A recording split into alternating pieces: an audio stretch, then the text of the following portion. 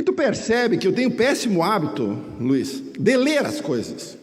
E tu vê de cara quem leu a peça de ficção. Se aquela peça de ficção virar livro, o nome do livro seria Indiciado por Nenhum Crime. Aquilo é um arrazoado do nada. Constrangedor. Para surpresa de 0 pessoas, a PGR denunciou Bolsonaro. Alguém tinha alguma dúvida aqui que a PGR não iria denunciar Bolsonaro? Para surpresa de 0 pessoas, o timing também é perfeito. Porque popularidade 24%. Lula falando que come ovo de pata e que toma álcool ao invés de gasolina. Ou não toma gasolina, mas toma álcool. A inflação galopante. Globo pulando da barca. É hora de puxar a carta super trunfo do Bolsonaro para ver se nós desviamos um assunto, para parar de falar do péssimo governo Lula. Que consegue ser pior que o da Dilma. Porque o da Dilma, pelo menos, a gente ria. Tinha a Dilma lá, toda a fala dela era engraçada, tinha memes, a gente pelo menos era feliz e não sabia. Agora nós estamos com o Lula, que é incompetente tanto quanto e não tem graça nenhuma. Muito obrigado, presidente. Você sabe que viver em Nárnia tem suas vantagens. Tu pode entrar numa porta mágica, adentrar uma realidade paralela. A realidade paralela é essa, onde Lula é inocente e Bolsonaro é criminoso. É essa realidade paralela que eles estão nos convidando a entrar. Antes de eu começar a falar efetivamente o que eu vim falar aqui, eu vou falar um pouquinho com o deputado Vossa Excelência ali. O deputado Vossa Excelência falou que a manifestação do dia 16 de março, que vai lotar esse Brasil, tem como pauta o fim da ficha limpa. Eu gostaria de dizer para o deputado que ele está acompanhando os grupos de direita errado. Essa pauta não está lá. Basicamente, a gente quer o fora Lula, de preferência agora, se não der agora, em 2026.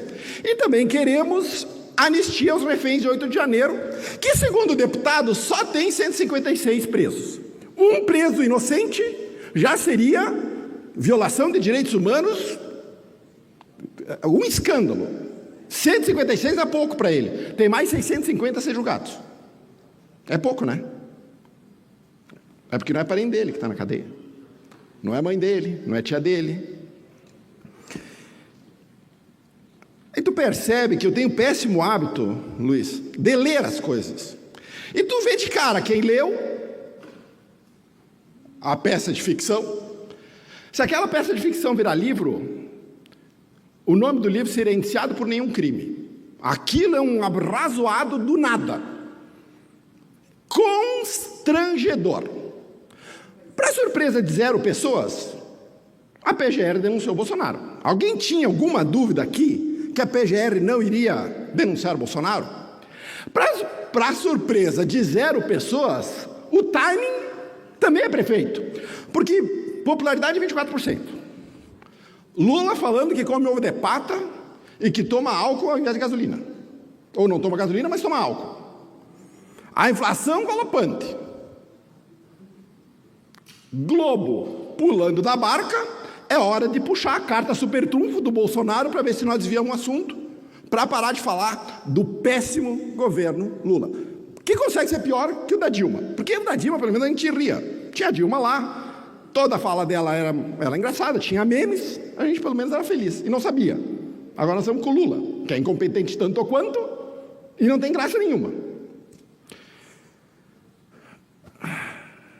O primeiro problema desta denúncia é de que a peça central da denúncia é baseada numa única delação de Mauro Cid, preso, atenção, por falsificação de cartão de vacina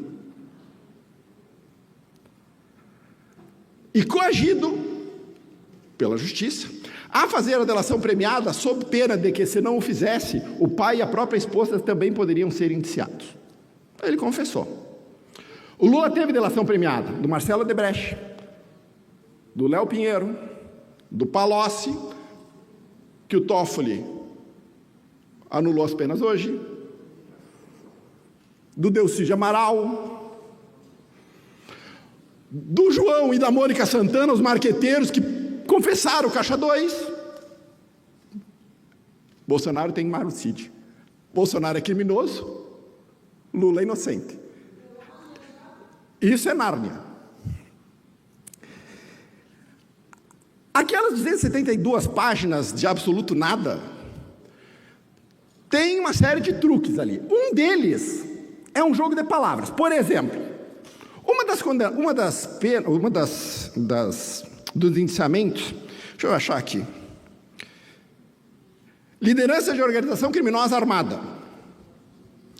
Eu pergunto aos senhores, quantos presos, ou quem está preso por posse de arma, dos 34? Nenhum, porque não existe arma. O que fez o seu Paulo Gonet? Usou arma no genérico. Porque um carro na mão de um terrorista é uma arma. Um ferro de passar roupa, que eu uso para agredir alguém, é uma arma. Então uma pedra é uma arma. Ele usou esse troço genérico, botou naquela porcaria das 272 páginas para dizer que o grupo é armado. Este é o truque amador que eles acham que nós não vamos enxergar. Paulo Gonet.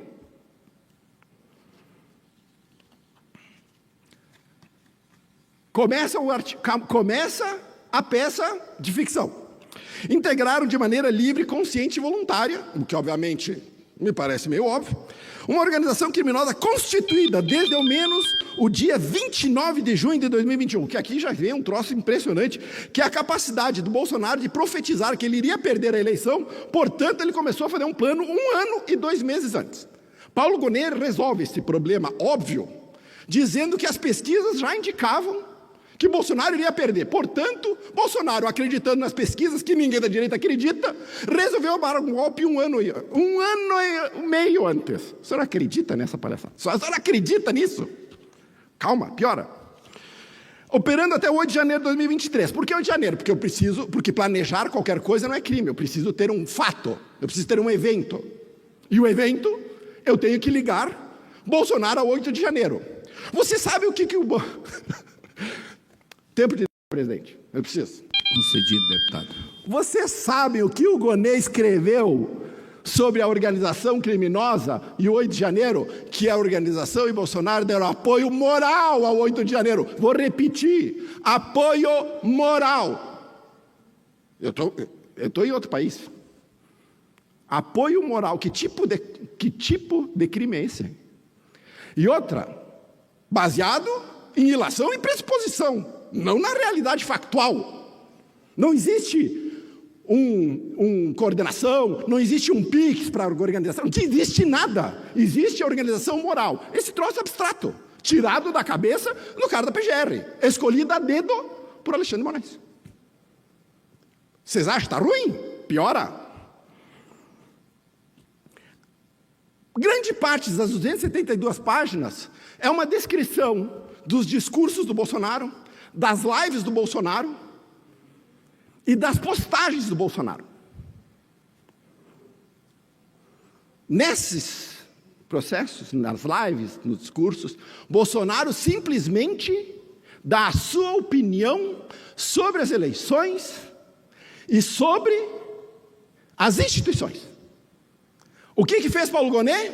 Criminalizou a liberdade de expressão. Foi isso que ele fez. Não pegou o tweet, não pegou prova material, pegou o discurso para dizer Bolsonaro aqui quis aplicar um golpe de Estado. Este é o tamanho da fragilidade da peça apresentada pela PGR e enviada ao STF.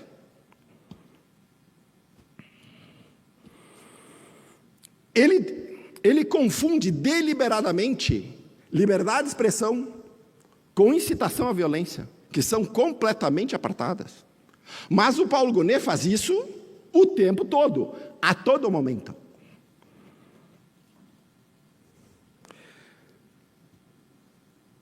No dia 7 de setembro de 2021, o Brasil teve a maior manifestação popular da sua história, muito maior que as diretas já. Brasília lotou, São Paulo lotou, Rio de Janeiro lotou.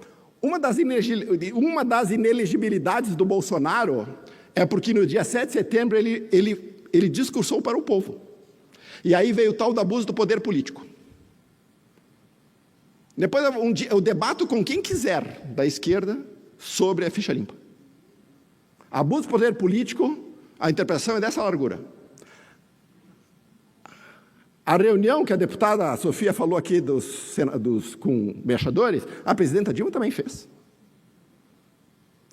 Usando as suas prerrogativas do cargo. Não há crime aí. Mas o Bolsonaro foi tornado inelegível por isso. Qual é a causa? Abuso do poder político.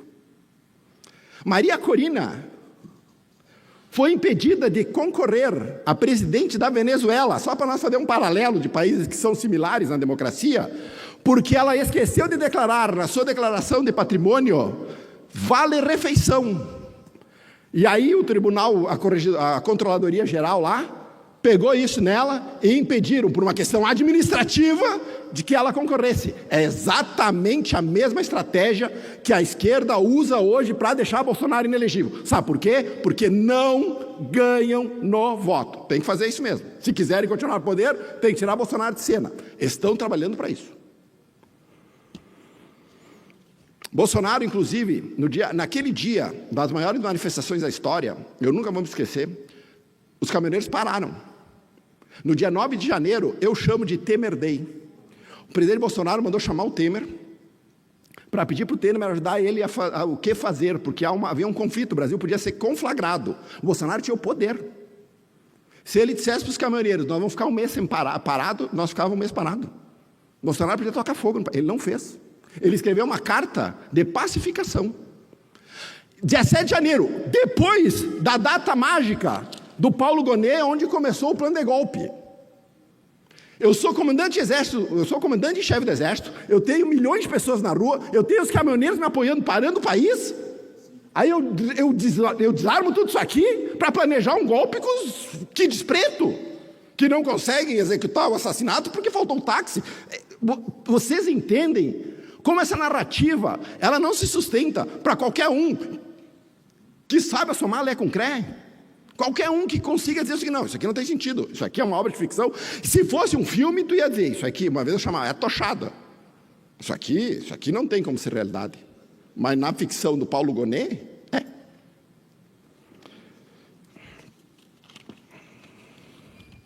Naquela peça, nós temos... Aquela peça, então, o que tu vê lá é um monte de coisa, menos uma peça técnica. Tu vê excesso de discurso político, nenhuma objetividade. Excesso de relações e suposições, nenhuma prova concreta. Não há nenhuma individualização das condutas, nenhuma. Tudo é uma maçaroca, uma organização, sem dizer o que, quem fez o quê, e o que pretendia? Nada. A narrativa daquele texto é incoerente, não tem nexo causal, tem problemas de cronologia do tempo. As conclusões, inclusive, são precipitadas, o que violam a presunção da inocência, porque a própria peça já induz a condenação. Tempo de liderança, presidente. Concedido, deputado. E essa é a peça do Gonet. Até me surpreendo que eu pensei que os petistas iam vir mais aqui. Foi só o deputado Hadi, que a gente já... O deputado Vossa Excelência, que a gente já imaginava. A deputada Sofia, tu vê que ela constrangida ali, vou ter que falar disso. Pensei que iam vir mais. Mas se eles efetivamente vencessem no voto, eles não precisariam perseguir Bolsonaro. Eles sabem que eles não ganham no voto. Portanto, Bolsonaro tem que ser cassado, ele tem que ser preso, ele tem que ser tirado de circulação. Ele e qualquer um da direita que ameace esse projeto de poder. Essa é a peça.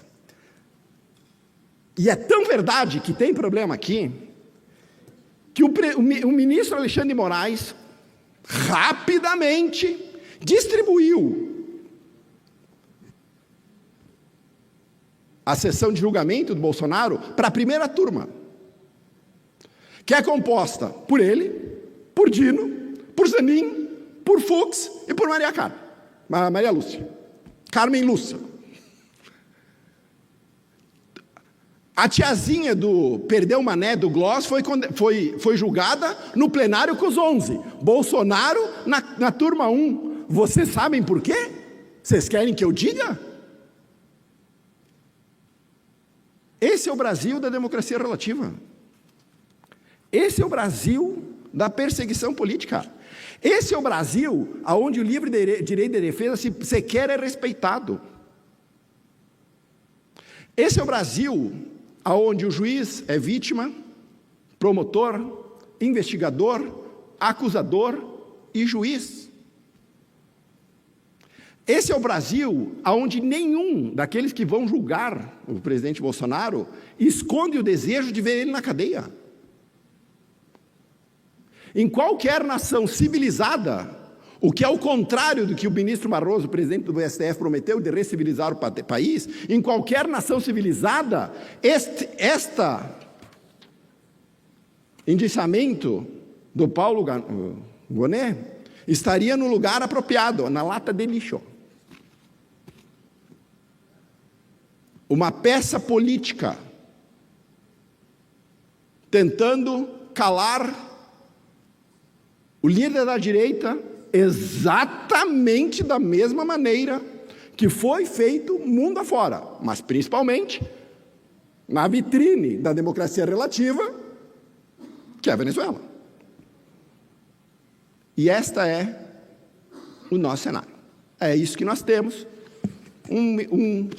uma peça de ficção, mais uma etapa clara e manifesta de perseguição da direita política, cujo resultado também já é previsível, a condenação do presidente Bolsonaro. Eu não sou um cara, e vou te falar um troço, eu acho meio brega esse troço, de você ficar pedindo para o Trump ajudar nós aqui. Quem tem que resolver os BO aqui do povo brasileiro é o povo brasileiro. O Trump tem que resolver o problema deles, nós temos que resolver os nossos. E nós vamos fazê-lo, certo?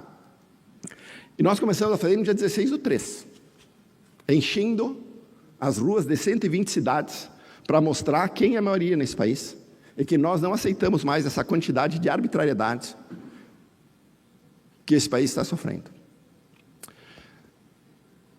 Um dia eles vão entender, eles não sabem, mas vão entender um dia o quanto a insegurança jurídica, o quanto um país que não tem leis, o quanto um país que não tem nenhum caderno de regras para seguir, o quanto esse país afugenta os investidores, o quanto esse país faz com que as pessoas percam a motivação de produzir, de gerar riqueza, o quanto um país assim olha para outros países do mundo e dizer: para onde eu vou agora? O Brasil está tendo uma das maiores fugas de inteligência da sua história, porque a maioria das pessoas não quer viver num país onde a lei não é respeitada, há um poder sem controle absolutamente nenhum, que pode, por sua discricionariedade ou por sua livre vontade, perseguir quem quer, prender quem quer, soltar quem quer, bloquear a conta de quem quer, banir a rede social de quem quer, e ninguém tem a capacidade de colocar um freio nisso. Quando os pesos e contrapesos não funcionam numa democracia, ela já não existe mais. Esta é a democracia do Lula. Aliás, deixa eu fazer um parênteses aqui, já que eu tenho 1 minuto aqui para zoar o Lula. O Lula conseguiu a proeza de dizer que agora os Estados Unidos, então, que desde a Segunda Guerra, os Estados Unidos eram um farol da democracia, que agora, como está na mão do Trump, não são mais. O presidente Lula, não sei qual é que é a horizonte temporal dele, mas a democracia representativa, essa que eu falo no microfone, que os deputados são eleitos, a primeira delas foi criada em 1776, com a Constituição Americana. Os Estados Unidos, eles não são fora da democracia desde depois da Segunda Guerra, eles são desde que a democracia, como nós conhecemos, existe. E o presidente Lula quer dizer para nós que ele defende a democracia, que não faz ideia do que quer, e que o Trump é uma ameaça para a democracia no mundo. Vocês acreditam? Democracia na boca do presidente Lula é palavra vazia, não tem sentido nenhum. Ele só usa para bravata. Obrigado, presidente. E assim chegamos ao final deste vídeo. O discurso que apresentamos aqui é um reflexo das tensões políticas e dos desafios que o Brasil enfrenta no momento, trazendo à tona questões importantes sobre a liberdade de expressão, a justiça e o respeito à democracia. É fundamental que, como cidadãos, continuemos a analisar criticamente os acontecimentos e a buscar um entendimento profundo dos fatos. Se você gostou do conteúdo, Não se esqueça de deixar seu like, compartilhar com os amigos e se inscrever no canal para não perder nenhuma atualização. Deixe seu comentário abaixo, queremos saber a sua opinião sobre esse assunto. Até a próxima.